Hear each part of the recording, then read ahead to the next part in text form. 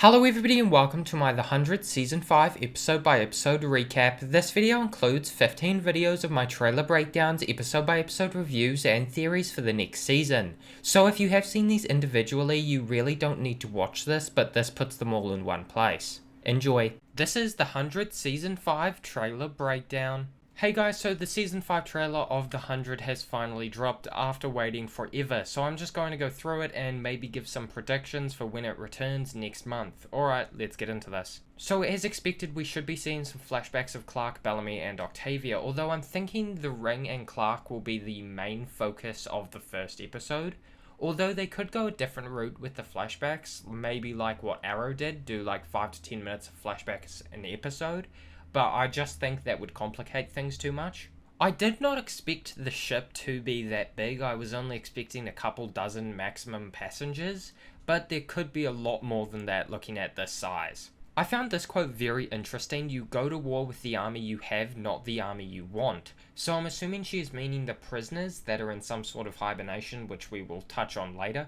But this could mean maybe these people with the armor aren't prisoners, maybe they're guards. Now that is a cool gun. Here we get our first shots of the bunker, and as expected it looks like Octavia has lost control of the people there.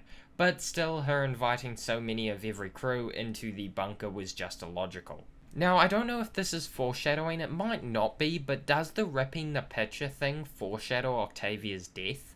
And there are the hibernation pods. Rough estimate, maybe 200 maximum, but there may be more rows, and as Echo says, this is an army. So they are clearly on the ship well before it lands. I'm assuming they docked with it, maybe in that little pod we saw earlier. As you can tell with Monty saying maybe we don't deserve this land, I'm expecting there to be a lot of resistance as there has in previous season to the whole going back to fighting instead of trying to make peace. And as Bellamy said, why go back and make the same mistakes? Now this group of people coming across the desert I'm really not too sure about. My best guess is that they are the people in the bunker and somebody has gotten in contact with them, either Clark or Bellamy, telling them to go south or west or whatever. I just can't see anyone else this can be. And as we can see on the screen, Allegis Corporation and Polis to Green Zone, so it makes a lot of sense for this to be the bunker group. Obviously Clark has got an almost a daughter figure with Maddie, and maybe Octavia has as well, just looking at this scene. Also, I love the change of tune from Clark. Murphy is all like, yeah, good team, and Clark's just like, nah. Hello everybody and welcome back to another video. Today I'm going to be reviewing The 100 Season 5 Episode 1. So as expected, we jump back in time to Clark getting out of the rubble 42 days after Prime Fire. By the looks of it, as expected, Earth is pretty barren, as well as the massive ocean having dried up. And apparently Clark digs up Rover 1. It doesn't make a lot of sense in reality. It would have taken her weeks to get the rover free of the sand, but you know, fast forward abilities. Clark stops at the bunker with it being encased in rubble and attempts to dig it out. And she does find a stick. I think it's a bone actually, but the object matches the throne at the top of Polis, even with the spear sticking out of the top of it, so yeah, that's lucky positioning. Then her next stop is Arcadia, but again not a lot left there. She does find Jasper's goggles, a letter to Monty, and Maya's MP3 player, I believe. No way that thing still works, but apparently it does. Then Clark eats some bugs. That's not really part of the review, I just had to mention it. Then she's about to kill herself, but the three-eyed raven leads her to the valley, then she eats it. Yeah. Also there is a devil child, and she's insane. Although we get back to the space station and Raven is now a badass ninja, but we know that the reason they aren't back on Earth is the apparent fuel problem, which does make quite a bit of sense, but if Jaha can get to Earth, anyone can. And Murphy isn't playing well with others, like usual, I suppose. We also learn that Maddie was in fact hiding from Flamekeeper scouts, which now explains why she was never found or up for the flame.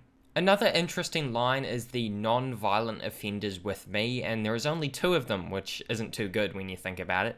But it will be interesting to see what the crimes range from. Also, apparently this fella, Paxton McCreary, is a mass murderer, so that's just great. And this lady, Charmaine, we don't really know anything about her, except apparently she was a military strategist, which does explain a lot. Also, I think the reason Clark shot that guy isn't just because the show is trying to make her evil so they can kill her off. Just kidding. But I wouldn't be surprised. I think it's a couple reasons. The fact that the prisoner transport was on the side of the ship, or the weaponry, and I think the protection instinct that Clark feels towards Maddie. Also, I'm pretty sure Octavia is going mad with power, or something bad has happened to the bunker. Or both. Hello everybody and welcome back to another video. Today I'm going to be reviewing the 100 Season 5 Episode 2. So this episode we move on to the bunker and sort of Octavia's struggle to transition into a leader. Also, the bunker finds out that the building has collapsed on top of them and they can't get out. Some of Sky Crew stages a coup and locks themselves in the hydroponic farm with all the food, but anyone outside the farm who is Sky Crew is being hunted by the other crews. Octavia gets to Jaha and the others first, but Jaha gets stabbed in the process. Also, the relationships are either strained or just beginning with a lot of characters, including Abby and Kane about the whole saving her life thing, and Miller and Jackson. But it's going to be cool to see how these have developed in contrast to where they are now, 6 years later. Jackson is also trying to help Kane and Abby out of the whole handcuff situation. Jackson has always been quite a loyal guy, so I'm not surprised. I'm actually surprised that Jackson didn't go for the gun with the guitar strumming in the background. It would have been perfect, but as Miller said, he's not a fighter. This Octavia fighting scene, I think, is where Octavia really becomes a leader, and the end scene, of course, but with the whole you are one crew or the enemy of one crew. Also that knife throw, ouch. Sadly we lose another with Jaha biting the bullet, but let's be honest, he should have died on the ring so many seasons ago. Also, I really hate Gaia. She is just so annoying with the whole spirit of the commanders thing. But I can see her becoming an advisor to Octavia in the future seasons, but please, Jason Rothenberg, if you're listening, kill her. Also, in case you're curious, I'm sure it's fairly obvious, but Octavia got her whole gladiator thing from the book Nyla gave her, that Bellamy used to read to her, and that's what we see in the present or 6 years later scene. Although now Kane is in the little makeshift coliseum that Octavia has built, so what did he do, or is Octavia just crazy? Hello everybody and welcome back to another video. Today I'm going to be doing the 100 Season 5 Episode 3 recap and review. So straight off the bat we see that big gun in use. I would say it's a repurposed mining tool instead of a purpose-built weapon considering the amount of damage it can do. The group from the Ark land on the Aegis 4, Monty saying that it could have been an asteroid mining ship or it could have been searching for habitable planets.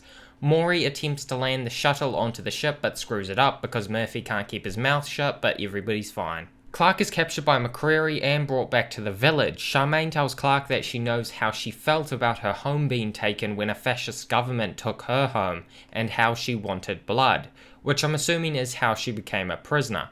Back on the ship they go to collect hydrazine for the pod and run into the people in cryosleep, but one of them as a security measure to them boarding the ship is about to wake up, but they don't know that. We find out on the captain's logs that the prisoners found out about something called Order 11 and the prisoners are taking over the ship to the reaction of finding out about Order 11. But apparently it also has some cargo that can be weaponized and the captain was warning people to blow the ship out of the sky. The awakened man attacks Bellamy, Raven and Echo, but eventually they stop him after he gets stabbed several times. Murphy wants to kill all the people in cryosleep, getting rid of the threat of an army. And so does Echo, but Raven has an alternative, to block the signal, but she ends up rigging it so they can kill the army remotely from the ground. Clark tells Charmaine her story about the Ark to save Maddie, but we really don't know how much she told them as it cut off. Also, we know that the people from the Aegis ship have no idea about how the world ended. I mean, they do now as Clark told them, but they might not believe her. Raven stays on the Aegis ship because it turns out they need someone up there, telling Bellamy that there is an escape pod on the ship, but there really isn't. And Murphy stays behind as well without knowing that little detail. Maury lands the pod in the valley, but they are found by two Aegis men before they get away from the pod. Maddie comes out of nowhere and saves Bellamy and the group, revealing to them that Clark is alive, which is just a great moment. The rover shows up in the camp and Bellamy threatens Charmaine, and the look on her face is just priceless. Hello everybody and welcome back to another video. Today I'm going to be reviewing the 100 Season 5 Episode 4. So we start back where episode 2 left off, with Kane in the fighting ring. Kane does fight and he wins, but he shows remorse, so Octavia says he will have to fight again. It turns out that Kane is in the ring for stealing medication, specifically Abby's pills that she was hooked on 5 years ago and still is today. Even when she promises she won't take them, it seems that she still will, even after Kane coming so close to death for them. Also, honestly, I think what they did with Octavia was quite cheap. Even though they only have so much screen time they can give out, they did what I like to call cheap character development, where they just turn Octavia into this person suddenly. And although this was over a 5-year period, if you listen to what they said when talking to the prisoners, the original number was 1,200 people, now it's 800, and for a character to take such a sudden turn and we know almost nothing about it is very annoying. A very interesting thing that Raven said in this episode is about the Allegis missions. The Allegis one was unmanned and they found a gold mine of Hithologium, and I can't find anything about this element, mineral, or power, so I'm assuming it is fictional or something found in space that even the people who found it didn't know what it was until examination. The 2 was manned, but there weren't enough people to mine. 4 is the one they are currently on, but 3 is completely unknown and locked. But it could have something to do with the weaponized cargo bit from the captain or what they were mining. Raven also gave us some backstory on Charmaine, and all of which I pretty much called, but you can really just interpret it. Her home was taken by a fascist government, so she fought back and was labelled a terrorist. Whether or not she actually was one, or if she was morally justified, is a point for another video. Another very interesting thing is that they will use the doctor, so Abby, to find a cure to something or some disease that we have no idea about. And of course at the end of the episode they have Kane and Abby, so we should find out about that next episode, I'm hoping, or at the worst case after that. Also, Octavia and Kane mentioned something called the Dark Year. A lot of things are being mentioned that we have no idea about, so I'm assuming that at some point this stuff will be cleared up. I'm assuming the Dark Year was a year without power, or maybe crops started to fail, or something along those lines. Also, a lot of characters are reunited this episode. I'm not going to go through them. There just isn't really any point. They are all pretty self-explanatory. Charmaine opens all of the docking bay doors on the Allegis ship to try and kill Murphy and Raven, but to save themselves, Murphy and Raven wake up all the prisoners, forcing Charmaine to keep them alive, but the small Allegis ship is now heading for the Allegis 4. The prisoners, now that they don't have any liability, stage a type of coup, and fire a blaster at Octavia, almost killing her, but someone jumps in front of her. I believe it was just a random soldier though. I think this event will definitely tear a rift between Octavia and Bellamy. Also, the lieutenant isn't liking the whole let's kill half of what's left of the human race thing, which is fair enough. That is not a smart move, but according to my math, our main group still has the numbers and not the prisoners. So it was probably smart tactically, but not logically as far as survival goes. It's quite amazing all the comparisons you can draw between Season 1 and 5 though, with the prisoners, more people to come down from space, the ground people having the numbers, but the people from space having the technology. I could make a whole video just about that. Hello everybody and welcome back to another video. Today I'm going to be reviewing the 100th Season 5 Episode 5. So Octavia is preparing to go to war and going ahead with some of her army, ignoring Bellamy's and Clark's warnings because she's stupid. And she's got everyone who was in the bunker brainwashed with the whole one crew idea. Octavia and her army does have one advantage though, they are very well trained compared to the prisoners. Gaia has clearly gotten into Octavia's head as well, and she is pretty cold towards Bellamy for most of this episode. Then all of a sudden a guy shows up with xenomorphs inside him, which would actually make sense. Space aliens, David found them, and did some experiments. No, it's not actually a xenomorph, it's just a type of parasite, but that would have been awesome. Raven and Murphy are tortured for access to the missile system, but the lieutenant finally grows some balls and pulls a gun on McCreary, saving Murphy's life. And we find out that the lieutenant was the one who blocked the missile system. Abby is a massive junkie, and the theme is done quite well throughout this episode. Also, we find out that the disease they were talking about might have been caused by what they were mining, according to Abby, and that there are about 14 cases, including Vincent, that are known of, and one of them is McCreary. Murphy cannot leave the perimeter because of the collar, so he stays behind and Maury stays with him. I'm assuming this will be how they make up, and by the time they are captured, or make it back to the group, they will be all good. The parasites get out of the guy's stomach, and I swear it felt like I was watching Alien there for a second, but one of them gets inside Octavia's arm, but Clark cuts it out. I feel like this will still affect her in the future though, I'm just not too sure how yet. Maybe an infection or permanent damage. I'm assuming these parasites are from the prisoners, but they might not. Maybe organisms are already forming, although usually something like that would take millions of years, not 6 years. Although they could have just been hidden underground all this time. The prisoners fire on Octavia's camp with a massive missile, but they all left through the storm, creating a shield around Octavia, which was actually really sick, but Charmaine does know that they are not dead. About 12 of Octavia's are dead and a lot are injured, including Octavia. Kane meets with Charmaine and we hear about her story, and she has a burnt US flag on her arm, which is a pretty common tattoo for Navy SEALs and US soldiers in general to get, but she burnt most of it off sometime, I'll assume, after she left. Charmaine seems at least interested in making peace though, but I don't think that'll happen, as when push comes to shove, I think the prisoners will side with McCreary and not Charmaine. Bellamy and Octavia have a moment where you think they are about to get over their problems, but then Octavia gets all defensive and ruins the moment. The group with the rover are now back with Clark, Bellamy, and Octavia though, which is a good thing, until Octavia spots THECO with Bellamy. I mean, it's been 6 years, she tried to kill you once, chill out Octavia.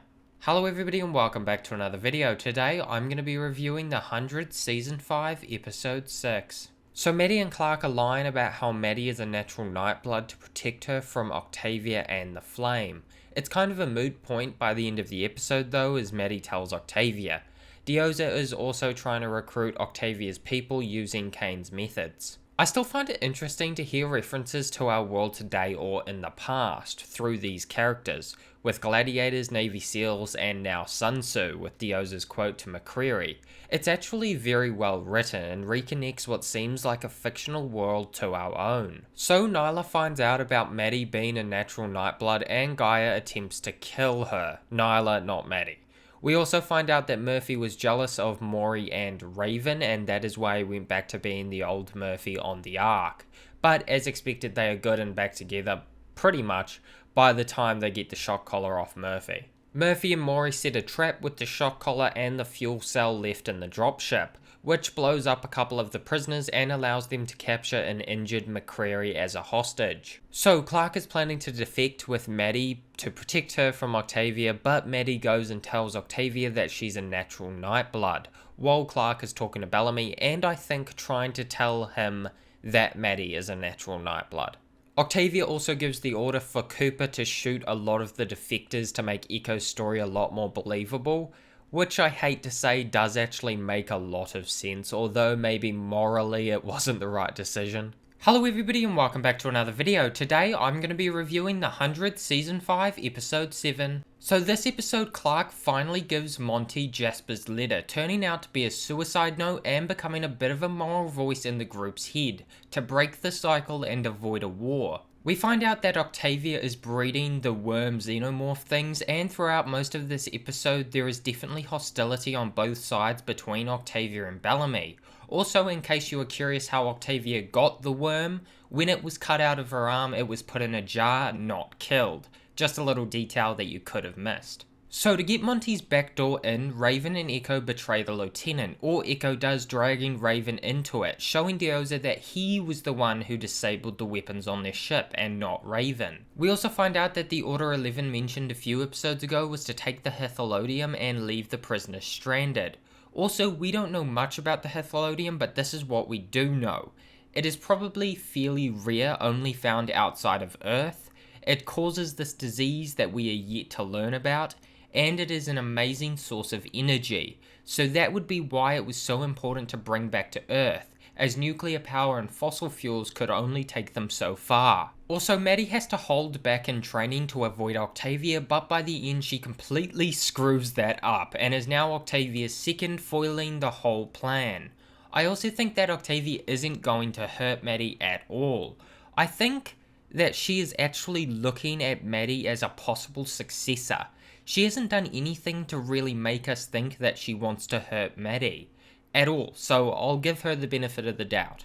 I do think Gaia is lying about Octavia knowing she has the flame though. Just her sudden yes then closing the box is very suspicious. And if Octavia is so bad, I don't think she would let Gaia keep the flame. Something I do find concerning about Octavia though is she is acting like a child, throwing stuff around, putting out threats, and it really doesn't help her case. We also see that the number of prisoners infected and dying is about 75%, which is pretty bad. We also know that Dioza is pregnant. Best guess it is McCreary's baby, because of some snarky banter in previous episodes. Also, with Bellamy and Clark at the end, in case you're thinking what you think you're thinking, I don't believe Clark means kill when she says take her out. I think she's going to try and remove her from command somehow. Maddie might have a part in this plan also, as she is the last Nightblood, and a lot of people in the bunker might follow her over Octavia. Hello everybody and welcome back to another video. Today I'm going to be reviewing the 100 Season 5 Episode 8. So straight off the bat, one of the plans is shot to hell as Octavia and Cooper walks in on the group making their slick escape plan. Also, one of the main themes of the episode is the age-old argument. Do the needs of the many outweigh the needs of the few? Kane, of course, saying no, while Dioza says yes, and Clark kinda says yes as well. Of course, killing Cooper in an attempt to get Octavia to surrender. Also, best guess about the list of names in Dioza's book, I would say they are baby names, as most of them seem to be strictly girls' names, and we know it's a girl. Bit of an odd place to keep a list of baby names though in your military strategy book. I'll also say that the man who plays Vincent, Mike Dopard, is doing a really good job with the character and in the way he portrays unpredictability. You just really don't know what is coming next from him. So I do quite like where the Vincent character is going, other than the whole hands and feet thing. That's colourful. Also, I found what McCreary said in the cave interesting. You should see what Hethylodium can do when it's weaponized. From this line, I'm going to assume that the Hethylodium is already weaponized, or it wouldn't take much to weaponize. I hope we return to the Hethylodium as a plot point in the future, as the Aegis 4 is still in Earth's atmosphere. So McCreary and Dioza have a long, intense little stare down. And also, Bellamy's line is on point with Miller. So much for the 100. The line also makes you realise how much the show has changed since it started, with just 100 underage prisoners sent to the ground. The last scene with Bellamy and Octavia was pretty self-explanatory. I don't think I really need to mention a lot. It was a very intense scene though. For a second I actually thought Bellamy was killing Octavia, but it will be interesting to see how Bellamy and Indra will get one crew to follow them to the valley. But we will have to wait 2 weeks to find out. Just great, CW, just great. Hello everybody and welcome back to another video. Today I'm going to be reviewing the 100 Season 5 Episode 9. So for a lot of the episode there is just a whole lot of passive-aggressive tension between McCreary and Dioza. I also loved Murphy this episode, just like the lines. He's just being John Murphy. Do I have to do everything myself? And I agree with Raven, this should be fun. He was just a really fun supporting character. I also really like a lot of the chemistry between the characters this season, with Shaw and Raven, Kane and Dioza, Murphy and McCreary, McCreary and Dioza, etc, etc. Also, sadly or not, depending on what side you're on, Octavia woke up this episode after going through dialysis, and she dropped the ball on Bellamy, so Bellamy, Indra and Gaia used the flame to make Maddie the commander. On the other side, Dioza and McCreary have a big battle to the death with the defectors leaving, but Murphy staying with Kane to help the peace effort. You know, after he threw the rock. Also, Dioza is almost killed but uses McCreary's baby to keep him from killing her, which I think we all saw that it was McCreary's baby. It just sort of made sense, also it could be a great plot point in the future. So Clark goes to kill Octavia to keep Maddie safe, but she makes a deal to let them both go and she breaks that deal. Damn it, Octavia, I believed in you. Well, actually I didn't, but I might have one day. But all is well because Maddie had an awesome I've got the knowledge of the commanders fear me moment on that Jerome fella, but Clark shoots him. Come on Clark, not on. So, Octavia has a great ending this episode. It was just really well done with the tear and the door closed. That moment was really well shot. Also, in case you're curious about the title, Sic Semper Tyrannis, this saying actually has a foothold in history, which isn't surprising with what this show takes from history. Only naming a couple things, the pit is taken from ancient Rome, Dioza quotes the Chinese general Sun Tzu a lot, but Sic Semper Tyrannis is Latin, which again this show uses Latin a lot. Ascende Superius, meaning rise up, is Latin, but Sic Semper Tyrannis means thus always two tyrants. This phrase is believed to have originated during the assassination of Julius Caesar, and this pretty much means that tyrants will always fall and will always be overthrown no matter the circumstance. Which is definitely foreshadowing, as the tyrant I believe is Octavia. It could be McCreary, but I'm going with Octavia, and I'm assuming Maddie will be the one to overthrow her at some point in the future, as now she has the knowledge of the commanders. I also think that now Maddie has the flame, it would be a great chance to bring back Alicia Dibnam-Carey, who played Lexa, maybe in some vision or just something with maybe her giving advice to Maddie would be so perfect, and it would just kind of reintegrate the show with the earlier seasons. Hello everybody and welcome back to another video. Today I'm going to be reviewing The 100 Season 5 Episode 10. So straight off the bat of this episode, the worms are destroyed, which feels way too easy since they have been the focus of many episodes, so I can see them possibly making a return in the future. Also, before I get into anything, I've got to say Henry Ian Cusick, the actor who plays Marcus Kane, directed this episode and he did a really good job. Dioza's book is very interesting. We see a couple things: Hethylodium in a weaponized form, in this case in the form of missiles, and how to assemble them. We also see the Sword of Damocles mentioned, which is the idea that if the Sword of Damocles is hanging over somebody's head, they are always in danger of something bad happening at any time. So this is how Dioza feels, especially with the tensions between her and McCreary. This is the most interesting part of the book though. Dioza wrote, "Allow us safe landing and reintegration back into our former lives, or we will release the full payload of our mining operation onto every capital of every country that defies us. 1,700 tons of fuel that will level and burn the cities where you hide behind policies and lies." So as seen in other episodes, Dioza and the other prisoners were expecting to return to Earth and civilization, but of course the war happened and Earth was annihilated twice. That is what she is writing here, saying that if you don't give us what we want, we will drop all the Hethylodium onto cities and watch the governments pretty much burn. There isn't a lot more I can pick out from the book, but there is a lot more in there, I'm sure. Also, there is 1,700 tons of Hethylodium, in case you didn't pick up on that. The episode name is quite cool as well, and it has a double meaning. You can take the meaning as what Octavia said: the farmers won't save the world, Monty, the warriors will. Or you can take it as the will of a warrior, so the inability to lose. We saw this in Bellamy this episode. He was just going to stand there and die in the arena, but something inside him knew he couldn't do that, and that would be the will of the warrior.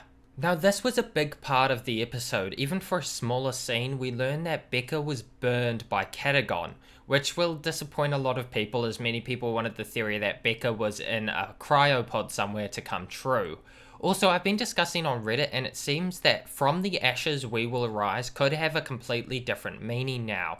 If Becca was burned, maybe the flame was the only thing that survived, so from the ashes we will rise, as in the flame, would make a lot of sense. It's also interesting that Octavia brought up Pike in this episode. You know, the guy that Octavia killed way back when? Now, what did he do again? He refused to make peace even though the enemy was more than willing to make peace. He killed people who he really didn't have to kill, including Lincoln. Now, who does that remind you of? Those two things. Someone who kills or instigates killing when they don't have to, and someone who refuses to make peace with an enemy. I just can't quite put my finger on it. Now, I had a lot of favourites in this episode. The Becca memory, the arena fight, the double meaning of the title, Dioza's book, the scene where Clark asks about Lexa, but that Vincent scene takes the cake. We have all been waiting for that to happen since he was introduced, and since Dioza said, "You took the thorn out of the lion's foot, but he is still a lion." And now the bunker group is marching for the valley after Octavia lit the hydroponic farm on fire. Which won't end well, but at least they aren't all following Octavia. Now, I would say it is at least 50-50, maybe even with Bellamy, Gaia, and Indra having the majority. Hello everybody and welcome back to another video. Today I'm going to be reviewing The 100 Season 5 Episode 11. So Clark and Maddie have made it to the gas station, and Clark tells McCreary about the loop in the eye in the sky. Also, this scene with Shaw and Raven is interesting when talking about the Aegis 3. By the curious look, then sudden grin on Shaw's face, I'm guessing he is the one who encrypted the file, or at least knows something about the Aegis 3. I also really liked Echo in this episode. For most of the season, I haven't really understood why they made her a series regular, as she's been on the back burner a bit, but in this episode she really kind of got her leadership, take control kind of moments. Also, Bellamy learned Trigetter slang in those 6 years, which is a nice touch. Also, the kiss with Raven and Shaw we all really saw coming, but speaking of things we saw coming, the dark year. All of me for all of us, a quote that a lot of people on Reddit realized very quickly that it was a reference to cannibalism. Also, of course, all these flashbacks are seen through the eyes of Abby and her guilt she feels about what the Dark Year became because of her conversation with Octavia. Also, that scene where Octavia is shooting people, you can just tell that was the moment she lost it and completely became Blood Rainer and the Red Queen. Also, this scene with Dioza and Kane caught my eye. With the sentences, "You need a real doctor," and the reply, "So do you." Whether that is a reference to Abby and her drug problem, or that there is something wrong with Kane, I'm not sure.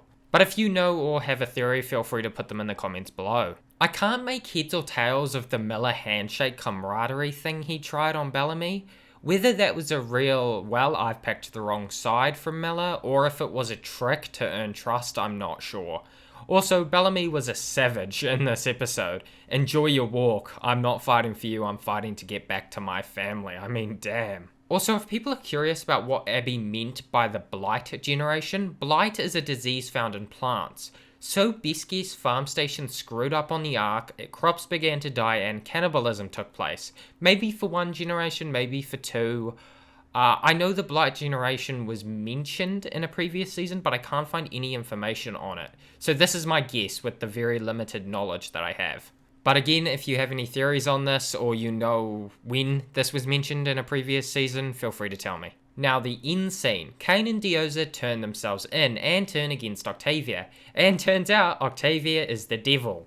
I am still trying to figure out if Kane really is with Dioza or if Kane is doing a long con kind of thing, but we'll just have to wait and see. Hello everybody and welcome back to another video. Today I'm going to be reviewing the 100th Season 5 Episode 12. So as planned, Octavia and Bellamy, not for Octavia and Bellamy of course, they lead their army into the trap set by McCreary, Kane and Dioza, with the other group causing a distraction. Also, you've got to love Murphy and his gun. Also, I'm very happy that even 100 years in the future, people are still referencing Scarface. Also, that kid Ethan dies, which may have been one of the first breaking points for Octavia in this episode. The other one, of course, being when she realizes that one crew is broken. Now, this was a very interesting line from McCreary. Plans for the survival of the species, courtesy of our friends aboard the Aegis 3. They weren't criminals. Now here is my guess. Before the nuclear war, Aegis, along with probably a government, helped colonize a planet, or they sent out a sort of time capsule into space or underground, as a type of Noah's Ark. So if something did happen, everything needed to repopulate and supply the species could be found in this Ark, including people possibly in cryostasis. I don't think it would be in space, as McCreary did say we have everything we need right here, as in on Earth. Now, if a government did help them, I would say it was the United States, as the 100 is based in the eastern, northern United States. So after stalking them for a while, Vincent goes after Kane to get Abby back on the pills, and ends with Vincent's head getting fried. He is definitely dead now, kind of a shame. I quite liked the Vincent's character, but it's cool to know that Kane knew that Abby told Octavia to do what she did. Also, Kane might not be dead, he probably is, but there is always that 5% chance that she did save him. It's unlikely though. A pretty big character death though, we've had Kane since season 1. Also, in case you haven't watched the previous seasons or just forgot, what Maddie says, but life should be about more than just surviving, is what Clark said to Lexa. And now it is the other way around. Just as what Octavia said, my brother, my responsibility. Bellamy always said, my sister, my responsibility, as that is what his mother told him. So there's a lot of reverse roles in this episode. Also, I've been waiting for so long for the gun on the rover to be used. They never use that thing, so I just always assumed that since it was probably pre-war, it didn't work. But it does, and it came in handy. Overall though, this episode leaves us in a bit of a pickle. Shaw and Raven are on that ship, Clark is going to get them out, Maddie is going for the camp to get one crew rallied behind her.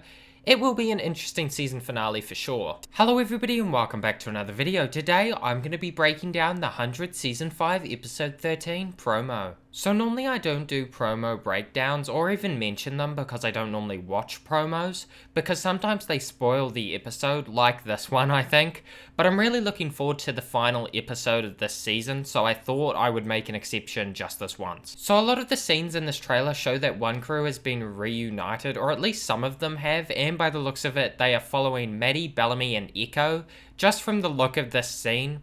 Also, we see the prisoners in the village surrendering, which leads me on to my next point.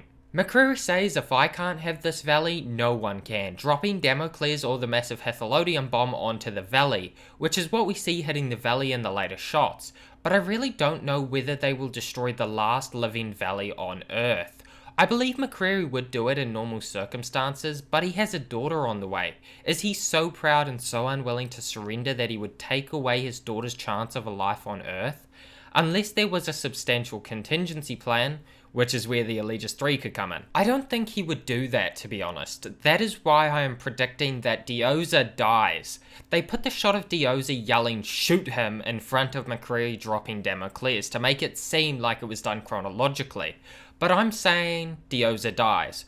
Although she is a really good character, so I hope she doesn't. The stretcher scene is interesting. It could be any number of people, Gaia, Miller, or even possibly Kane, but I'm pretty sure Kane is dead. Hello everybody and welcome back to another video. Today I'm going to be reviewing the 100th Season 5 Episode 13. So the rover crew makes it back to the one crew camp, and thankfully Octavia bends the knee to Maddie, which is great. I was hoping that would happen.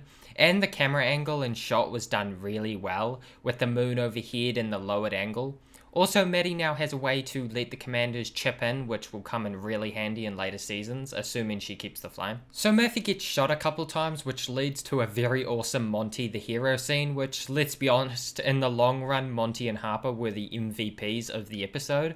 As seen in the promo though, McCreary launched Damocles into the valley, and I'm kinda glad they didn't just use an insert Raven talking science stuff here and stop the rocket scene, but honestly the ending to the valley and the war between one crew and the prisoners was disappointingly anticlimactic. Although I did love the scene when one crew enters the village, it reminded me of a scene from season 1 when Bellamy was hunting Lincoln and the grounders were circling the group without being seen, but this scene with Maddie and Bellamy was also great. Kane survives as well, although I kind of wish he died. Even though I quite like him, it would just prove that Season 1 characters aren't safe, but the ending of the episode did definitely prove that Season 1 characters weren't safe. Whether McCreary is dead or not, though, we don't really know. I would like to see him return, though. There were a whole lot of biblical references in this episode. I'm not going to mention them all, they were all pretty straightforward to me, except this one. There were 2 serpents. Eden didn't stand a chance. That didn't really make sense to me. Serpents in the context of the Bible meant desires and principles, not people, but I guess it's not meant to be taken literally, more taken figuratively, meaning Octavia and Dioza or Octavia and McCreary as the serpents. Also, I liked that the cryopod said Maddie Griffin instead of just Maddie. It was a small detail, but it was just a cool thing, you know? Also, Bellamy sort of forgives Octavia without saying it. Pretty much she just says, as long as that Blood Rainer chick is dead, we're all good. Now the ending. Clark and Bellamy are awoken by Monty and Harper's son Jordan 125 years after the events of the Valley. Those dates shown on screen when Monty talks gives us a lot of information though. The events of the Valley happened in 310-2156. Also, they put Jordan in cryo in 2184, so Jordan is in his mid to late 20s, about 27 or 26. Also, Harper died 2/8/2206, and I was wrong about the Aegis 3. It was a resource mission instead of a colonization mission, but some people say tomato, others say tomato. Close enough is my point. Also, the current year when Bellamy and Clark are awake is 2281, assuming Monty was correct, which he always is, so... yeah. If you're curious whether this planet is survivable, it should be, as Monty said it was in the Goldilocks zone, so too far would be too cold and too close would be too hot, but like Earth, this planet is just right, although there are still a lot of unknown variables which could lead to this planet being uninhabitable. But that would be a pretty boring season 6, so I don't think they'll do that. That is about it. This season was really good. It kind of brought back the 100 for me, as ever since season 3, the show had become a bit of a drag. But this season really pulled it back, especially with the character development for Dioza, Octavia, and McCreary, and even Bellamy. although it felt like Clark's character development actually went back, making most of the season kind of irrelevant in my opinion for Clark. But next season will probably see a much bigger focus on Clark, similar to other seasons, I'm assuming. Also, I'm curious about what you guys thought about this season. Did you like it? Did you hate it? Did you like the ending? Did you hate the ending? Feel free to tell me in the comments below. So the 100 will be returning in 2019, so I'm gonna go jump in my cryopod and I'll see you guys in 2019. Hello everybody and welcome back to another video. Today I'm gonna be sharing my theories and predictions for the 100 Season 6. So the 100 Season 5 has come to an end and Season 6 should be coming sometime in late 2019. So it's time for predictions for Season 6. We already have some information from Jason Rothenberg and the writers. So the ending of Season 5 was made so that if the 100 didn't get another season, it would be a fairly satisfying ending. New planet, everyone lived happily ever after. But by the looks of it, we are getting another season, thankfully. So the first thing that I want to mention is that although it is 125 years later, unlike the 6-year time jump in between Season 4 and 5, their relationships will be the same as they were over a century ago. As although it was a huge amount of time for us, for them nothing's changed, as they weren't awake for any of it. Also, all 400 people will not be woken up at the same time. Bellamy and Clark need to find out what is down there and what is going on first. Otherwise, they will more than likely cause a panic if they just wake up all 400 people and say, hello, it's 125 years later. I think a lot of us have our hearts set on the Aegis 3 being on the planet, but one thing is that I don't think any of them will have lived on Earth. I think everybody who may have been in cryo on the Aegis 3 for the trip will be long gone, as it has been over 200 years since the Aegis 3 went missing. Also, if anybody did survive on that planet, it was a resource mission, so they all would have been scientists, engineers, and doctors, so they could have taught their skills to the next generation.